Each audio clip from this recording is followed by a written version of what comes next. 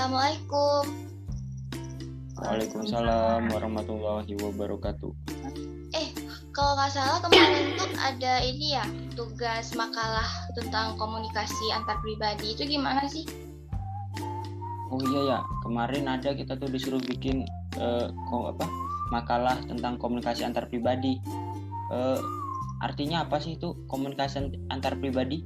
Ada yang tahu nggak?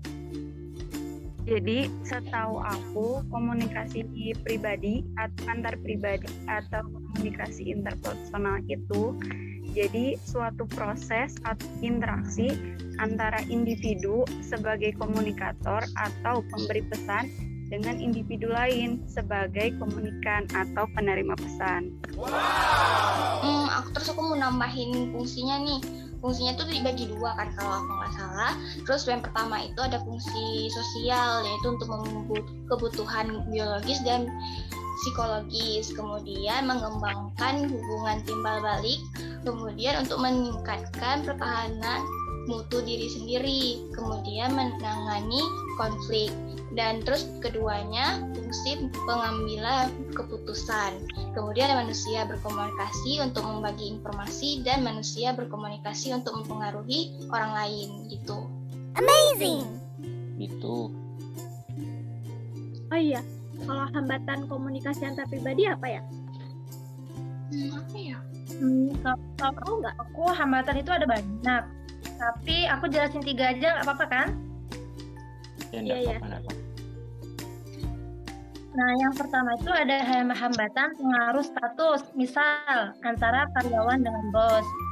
Terus hambatan yang kedua itu perbedaan cara pandang. Nah, misal ketika orang dengan sudut pandang yang sempit mendiskusikan suatu masalah dengan orang yang memiliki sudut pandang yang lebih luas.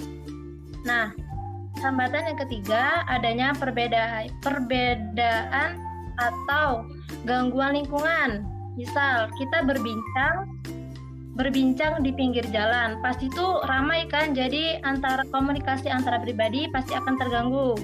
Contoh lain, ketika hujan atau adanya petir, pasti komunikasi antar pribadi tidak akan berjalan dengan baik. Itu sih kalau setahu aku. Amazing. Berarti kalau contohnya apa ya, Mister?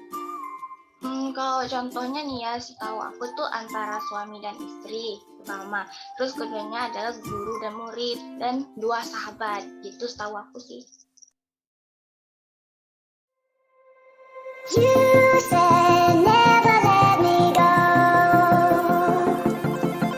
You said never. Minggu kemarin kan kita sudah disuruh membuat tuh makalah tentang komunikasi lintas budaya.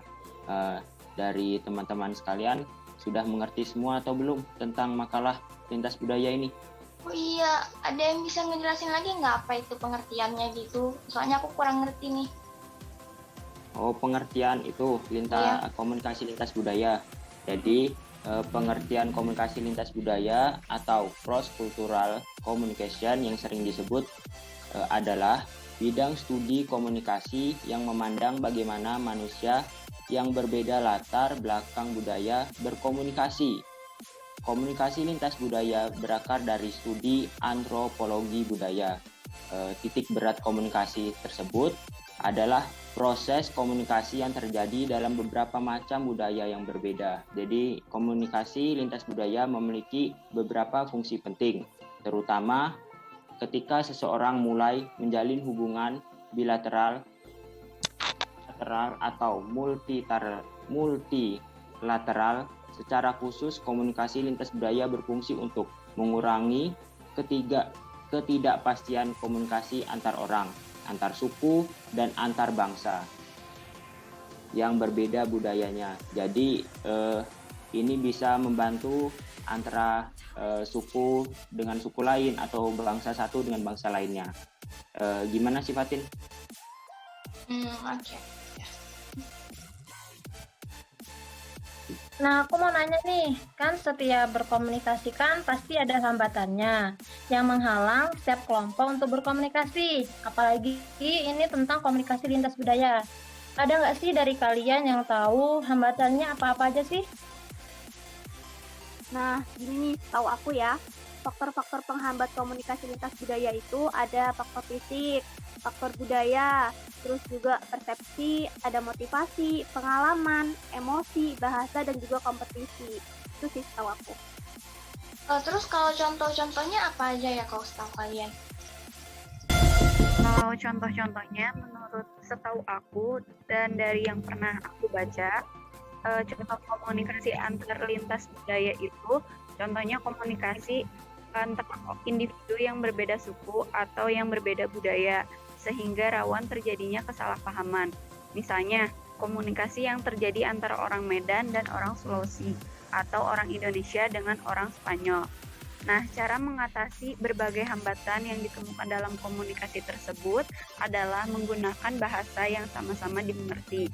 Misalnya, antara orang Medan dan orang Sulawesi berkomunikasi menggunakan bahasa Indonesia, dan orang Indonesia berkomunikasi dengan orang Spanyol menggunakan bahasa Inggris. Itu sih setahu aku. Jadi pentingnya komunikasi lintas budaya. Komunikasi lintas budaya itu sangat penting, terutama untuk mencapai hubungan kerjasama yang saling menguntungkan. Pentingnya komunikasi lintas budaya untuk membangun hubungan internasional yang serasi dapat ditemukan, contohnya dari hubungan Amerika Serikat dan Korea Selatan. Hubungan kedua negara tersebut berjalin harmonis sejak 1884, ketika pemerintah Amerika Serikat mengirim warganya yang menjadi konsumen pertama produk properti buatan.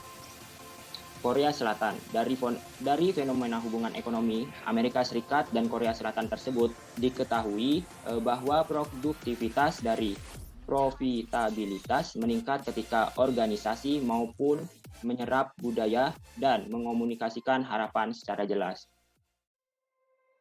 You said never let me go.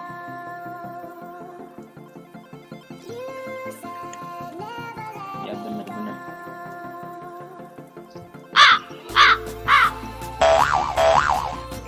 Udah nih aja gini. Terus kalau pakai shower gimana? Kalau shower kan di daerah aku juga jarang pakai shower kan, adanya mandi di kali. Iya, shower. Kalau shower gini. Jangan ketawa. Gini. Gini. Aku. Oke. Oke. Nah,